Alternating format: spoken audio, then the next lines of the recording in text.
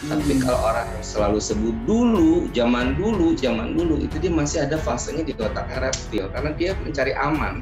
Itu dia open mind, kedua open heart, baru ketiga itu open will. Kalau masih hidup, sering-sering ajak makan bapak sama ibu. Kita terlalu sering ngajak makan teman-teman kita, orang tua kita jarang kita ajak makan bareng. Sujud, bersyukur, bilang kasih doa ke Tuhan, ke Allah Subhanahu Wa Taala. Ya Allah, saya tidak tahu harus apa. Kasih saya jawaban.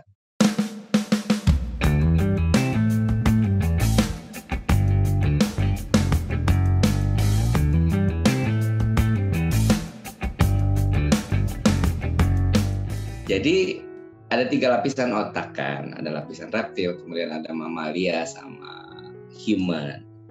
Otak paling bawah itu otak reptil, dia cuma paham ya dan tidak, hitam dan putih. Dia tugasnya satu, menjaga aman. Itu otak manusia ya? Ya, otak manusia itu 3 lapis, paling bawah itu otak reptil. Reptil itu yang langsung ke tulang belakang sini. Reptil. Otak reptil itu aman. Otak mamalia itu nyaman, otak human itu paham. Nah, banyak kan yang tadi pertanyaannya Kak Pusta tadi, Coach Pusta itu adalah orang bisa berubah apa tidak? Kalau dia sudah mencapai tingkat otaknya di otak mamalia, kemudian human, itu dia bisa berpikir, itu adalah disebut sebagai thinker. Saya berpikir maka saya ada. Tapi kalau orang yang selalu sebut dulu, zaman dulu, itu dia masih ada fasenya di otaknya reptil karena dia mencari aman. Kenapa dia mencari aman? Saya yang dulu tahun 2008 saya mencari aman, saya nggak mau dibilang bahwa saya nggak pinter karena saya ngerasa saya udah hebat, aman. Nggak ada masalah kok dengan hidup saya, itu aman. Karena selama dia pakai otak reptil, aman tadi, aman, nyaman, paham, dia cuma ada di aman sama nyaman, dia masuk di zonanya comfort zone. Dia sudah nemu semua itu, sebenarnya urutan ya, harta, tahta, wanita, harta, tahta, wanita. Itu sebenarnya sama aja, muter-muternya di Maslow tuh puter-puternya situ aja. Kalau udah kita cari benang merahnya, tinggal pakai brandingnya aja, mau MBTI, DISC, dan lain-lain pendekatannya. Tapi basically selama orang masih egonya tinggi, pakai pola berpikir otak reptil disebutnya sebagai otak sumbu pendek. Sumbu pendek itu kan cepat marah. Ya susah, egonya belum turun. Mau balik ke dia kalau dia egonya sudah turun, mau berubah sama tidak. Kalau dalam teori presensing itu ada 3 hal untuk orang berubah. Itu dia open mind, kedua open heart, baru ketiga itu open will. Nah, kalau dia belum lewatin satu open mind, ya nggak bisa. Open heart itu juga dengan sholat, doa, ibadah tuh open heart. Open heart nggak open mind itu juga nggak bisa. Kalau orang mau berubah, ikut training motivasi, saya mau jadi pengusaha misalnya, dia langsung open will yang ketiga, nggak bisa juga karena open mindnya di depan belum dibuka. Jadi 3 fase itu memang harus dilewatin perlahan. Jadi berubah orang itu terbantu ke dianya. Nomor satunya tuh ya ini mindset. Di belakang tulisannya keren tuh, mindset Indonesia tuh ubah mindsetnya dulu tuh, ujung-ujungnya ke situ lagi. Ya itu penting banget ya. Dan memang ternyata memang bisa tergantung orangnya ya. Ya pendekatannya bisa 2. Jadi open mind, open heart. Ini menarik karena saya tuh ngambil neurolinguistic programming itu kan pendekatannya lewat pola pikiran ya. Jadi saya mendewa-dewakan pikiran tahun 2008 itu, termasuk buku The Secret dan lain-lain, itu The Power of Mindset. Tahun 2008 tuh jadi sales itu prestasi saya bagus sekali sebagai sales. Jadi ilmu The Secret dan lain-lain itu saya praktekkan semua lah ya. Cuman ada satu, setelah dipraktekkan semua ternyata ada kerasa kosong. Ternyata heart-nya nggak keisi. Ada sesuatu yang salah pada saat di 2008 itu. Akhirnya saya sadar gitu, realize ya ada yang something wrong gitu. Ternyata ya open mind aja harus dibarengin dengan open heart. Gimana caranya jadi salesman yang berhasil? Oh, simple. Tadi kan disebut ya integrity, trust. Nomor 1 ya tadi yang disebutin trust, Pancasila dan lain-lain ya. Nomor 1 komitmen. Komitmen konsisten. Oke. Paling penting itu adalah konsisten itu hubungannya sama sabar. Iya, sesederhana itu aja sabar. Kenapa nih? Kenapa sabar jadi salah satu kunci? Karena gini, saya berkaca dari diri saya ya. Saya tuh tahun 2005-2010 itu tipe sales bulldog yang kalau ngejar itu kalau skala 10 itu rankingnya tuh 9 kalau ngejar sesuatu. Itu kenceng banget. 9. Begitu angot 4. 9, 4, 5, 3. Besoknya 7, 9, 4, 3, resign. Oh. Itu kalau tipe 9 gitu. Energinya habis. Jadi kalau pelari itu sprint. Tapi makin kesini itu justru kalau sales yang ada sesuatu dikasih challenge, ya 8, malas dikit 6, 5, paling top 5 balik lagi 7. Di rata-rata 7. Speednya itu dia dalam passing dan mengejar sesuatu 7. Dan ternyata itu sales-sales yang berhasil jatuhnya di konsisten, stabil di passing. Kalau main sepeda, kalau olahraga stabil di situ 7. Jadi dia bisa maraton. Nah kalau sales-sales yang biasa ngerem 3-3-4 ya dia nggak bisa jadi sales lah. Jadi dia 3-3-4 nggak maju-maju lah. Mungkin dia lebih ke sales promotion atau yang lebih sifatnya technical di belakang ya. Okay. Kalau ada orang bertanya teknis, tapi bukan yang tipenya booster maju. Sales itu ada hunter, ada farmer. Nah dia yang di belakang tipenya. Cuma menjaga emosi, menjaga komitmen itu angkanya 7. Itu penting banget. Nah kalau saya ngelihat orang itu yang berhasil itu dia nilainya bisa jadi top sales itu karena dia stabil menjaga emosinya di angka 7. Oke. Seberapa penting tuh manage emosi di sales? Oh penting banget. Penting banget. Jadi kalau bisa sebelum jam 9 pagi teleponan segala macam tuh kita mood udah bagus lah ya, mood booster. Oke. Nah kalau saya sih udah jaga momen pagi itu biasanya ya bercanda sama temen, jangan buka laptop dulu, entah bercanda sama temen lama, kemudian nelpon ibu saya dan lain-lain. Jadi nggak ada hubungan sama kerjaan lah buat maintain emosi itu. Nah kalau dari pagi kita udah emosinya nggak enak tuh nggak stabil. Oke. Boleh sharing nggak ritual pagi apa yang bisa membuat mood kita bagus nih? Saya ya sekarang itu rajin sholat subuh tuh udah pasti ya. Oke. Cuman yang pasti Kak Pusta perhatiin deh kalau keluar rumah itu udara paling bersih itu 4:30 pagi sampai 5:30. Kalau masih ada suara burung tuh udaranya paling bersih tuh. Karena burung bernyanyi tuh O2-nya masih bersih.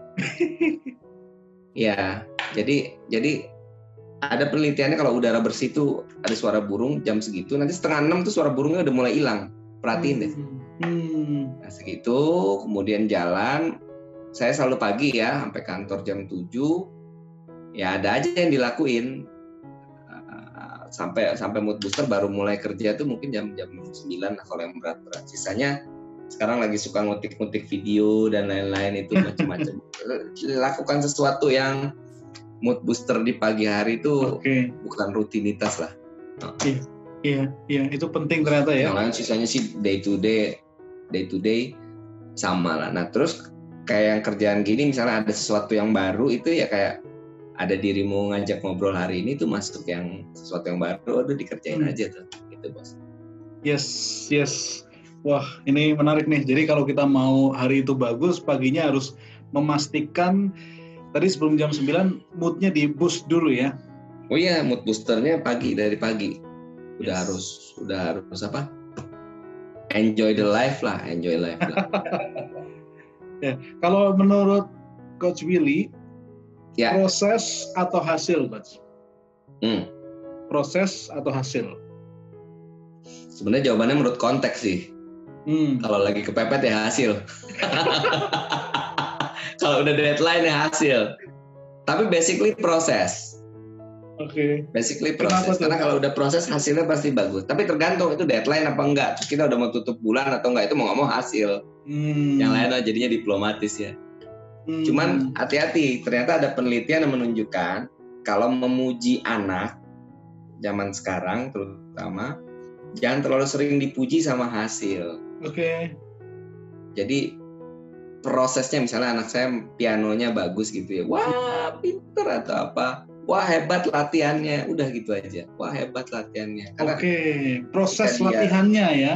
Proses latihannya, wah hebat latihannya di sana, udah apa-apa, hebat sekali. Kalaupun dia konser, anak saya kan senang piano, konser apa, Pak aku nggak bisa, oh nggak apa-apa, hebat, udah bagus, udah cepet. Cuman sesekali boleh memuji hasil, misalnya nilainya dapat bagus dan lain. Cuman kalau efeknya memuji hasil itu, ini ada penelitiannya ternyata sifatnya beda gitu efeknya. Ada timbul kecewa tapi kalau proses itu dihargain prosesnya, jadi seperti ketagihan. Karena ada nature-nya orang tuh takut salah. Oke. Ketika dia dipuji hasil, dia seolah-olah akan takut salah kalau hasilnya nanti nggak seperti itu. Jadi ketika ngejalanin itu jadi kayak beban. Oke. Ketika kita puji prosesnya itu kita puji, ya nggak ada beban juga kalau gagal atau salah. Yes. Oke ya, jadi itu membantu. Cuman balik ke konteksnya ya. Balik ke konteksnya ketika ngomong sama sales, apalagi sales baru, ngomong proses itu jangan ya, result aja langsung. Resultnya harus begini, gini. Cuman kalau di fase tertentu dia butuh coaching ya, kita sebutnya yang bagus ya proses. Yes. Yang bagus tuh hasil. Cuman kalau kita lagi santai sedikit ya, kita ngomong proses yang bagus. Udah tinggal 3 hari masih tutup target, yang ngomongnya hasil, repot. Balik ke konteksnya, kita mau goalnya apa nih? Karena nggak semua orang dibilang pujilah proses berhasil. Repot kalau semua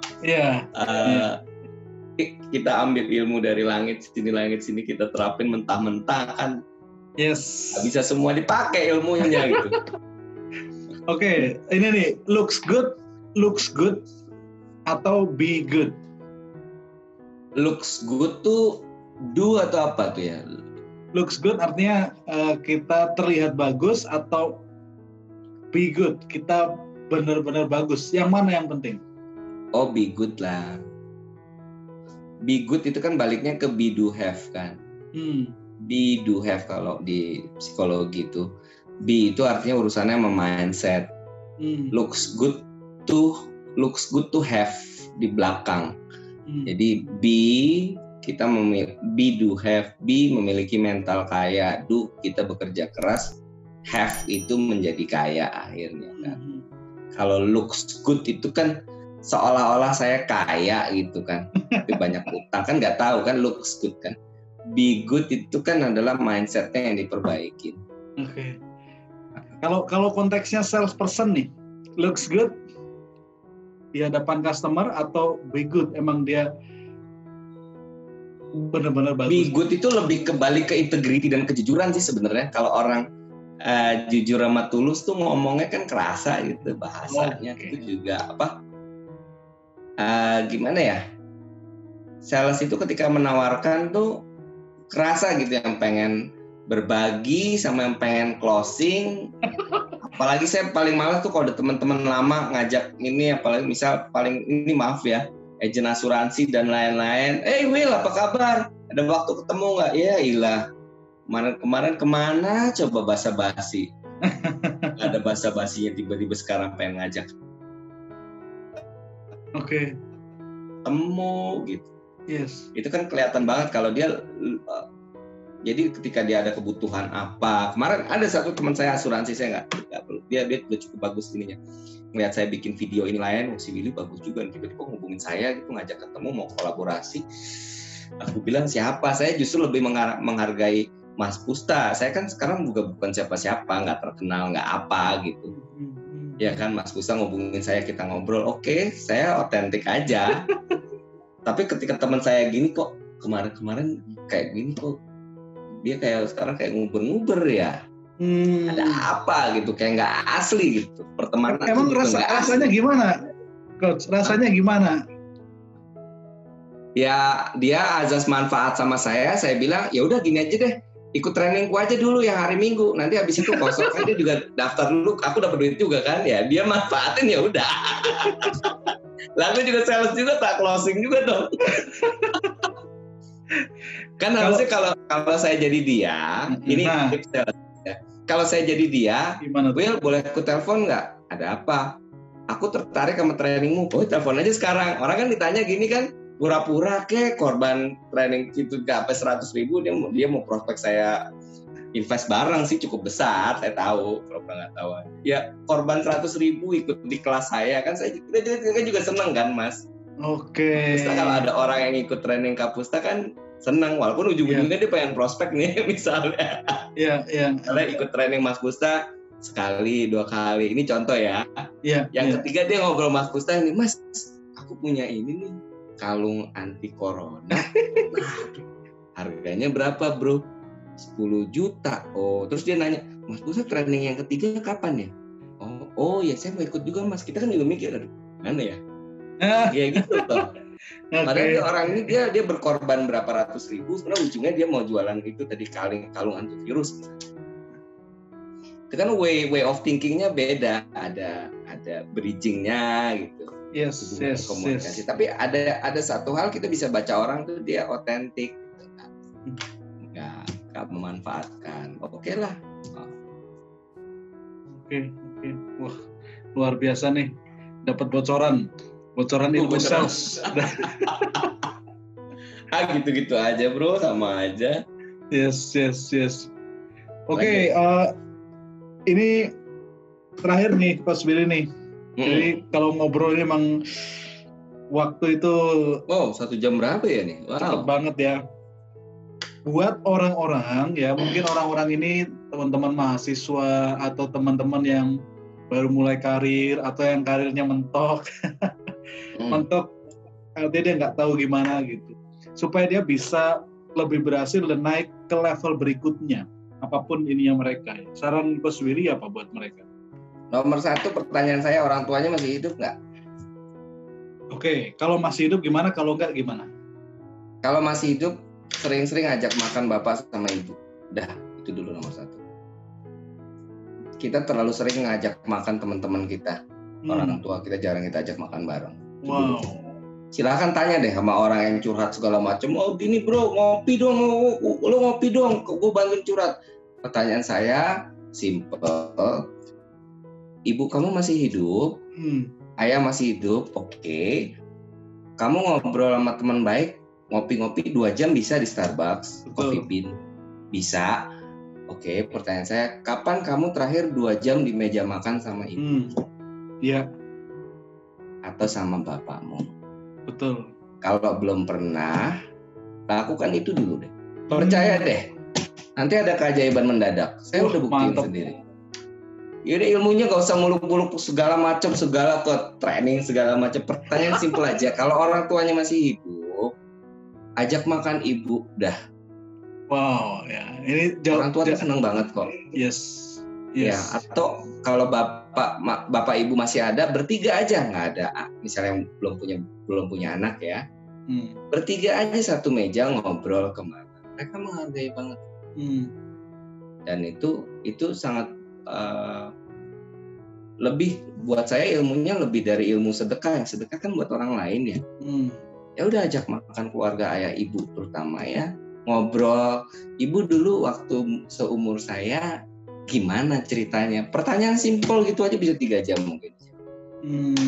Dulu ayah sama ibu pacarannya gimana? Memang kita pernah tahu mereka dulu pacarannya gimana. Karena kan teman-teman dari milenial ya saya nggak terlalu paham ya. Cuman pertanyaan simpelnya itu kalau kita punya waktu buat orang, saya dan Mas Pusta misalnya ngobrol 1,5 jam, itu pertanyaan simpelnya saya berarti harus punya waktu buat ibu saya 1,5 jam ngobrol. Dan itu lebih dahsyat dari ilmu sedekah ya menurut saya. Oh iya, menurut saya itu dulu. Berapa sih ngopi di coffee shop? Bukan masalahnya tuh quality time-nya itu. Coach, sebentar, ini chargernya mau mati. Nggak usah di recording ya, bentar. Oke. Balik kemana tadi ya? lebih dahsyat dari sedekah. Oh iya, udah direkord.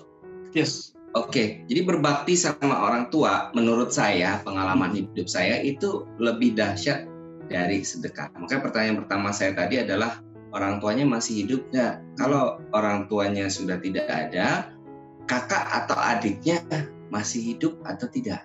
Oke. Jadi saya ngobrol sama Mas Pusta 1,5 jam, itu artinya harusnya saya bisa melakukan hal yang sama, ngobrol dengan adik saya juga 1,5 jam seperti ini. Udah, itu aja. Sisanya kalau nggak ada adiknya ibu, bapaknya atau adiknya bapak masih ada nggak? Atau siapa yang kita tuakan? Kalau saya punya waktu buat Mas Pusta 1,5 jam, secara logika saya punya waktu yang sama. Betul. Karena kan kita bicara hukum ekonomi kan, saya ngobrol sama Mas Pusta, Coach Pusta 1,5 jam, artinya saya harusnya punya waktu 1,5 jam. Anak saya tadi lagi mainan Roblox, saya tinggalin, ya kan? Berarti kan saya memberikan waktu saya kepada Kak Pusta untuk manfaatnya yang lebih besar lagi. Yes. Simpel itu aja. Jadi mau sedekah mau apa, buat saya itu energinya semuanya sama, seimbang. Kalau kita menciptakan suatu yang tidak seimbang, pasti nanti efeknya juga ada sesuatu yang tidak bagus. Jadi perbaikin itu aja dari yang simpel aja dulu. Sisanya yang lain ya sedekah dan lain-lain. Itu kalau orang udah posisinya sudah di bawah, dan kalau balik tadi open mind, open heart, open will. Kalau orang udah posisinya sudah di bawah, ini kita sebut sebagai let go and let God. Udah sujud, bersyukur, bilang kasih doa ke Tuhan, ke Allah Subhanahu Wa Taala. Ya Allah, saya tidak tahu harus apa. Kasih saya jawaban. Udah, nanti akan dijawab. Sesederhana itu. Jadi bukan kita yang bicara, biar Allah saja yang bicara, Tuhan saja yang bicara. Nanti akan ada jawabannya. Kok itu disebut sebagai pencerahan, the will, itu hidayah ya. Yes. Saya memang nggak mudah menjawab itu karena orang kadang ketutup sama egonya, ketutup sama paradigmanya, itu nggak bisa jawab. Akhirnya nggak kebuka, jawaban itu nggak keluar. Ya sisanya balik ke let go. Orang jualan harus punya strategi jelas itu ya. Nanti ada training saya, sahabat silahkan hadir ya, mudah-mudahan hadir. Oke, kapan tuh? Kalau orang pengen lihat YouTube channelnya atau apanya, Coach Willy? Kalau YouTube channel yang saya mengajar mungkin nanti Januari 2021 ya. Kalau sementara masih sahabat Coach TV kali nanti, pelan-pelan. Ya, semoga nanti obrolannya bisa menginspirasi teman-teman kita yang lain nih, Coach Willy. Baik Kak, makasih. Ya, dan semoga Coach Willy semakin diberkati, semakin memberi dampak ya buat dimanapun teman-teman berada, dimanapun Coach Willy berada, dan dimanapun memberi dampak itu ya. Semoga makin keren. Amin.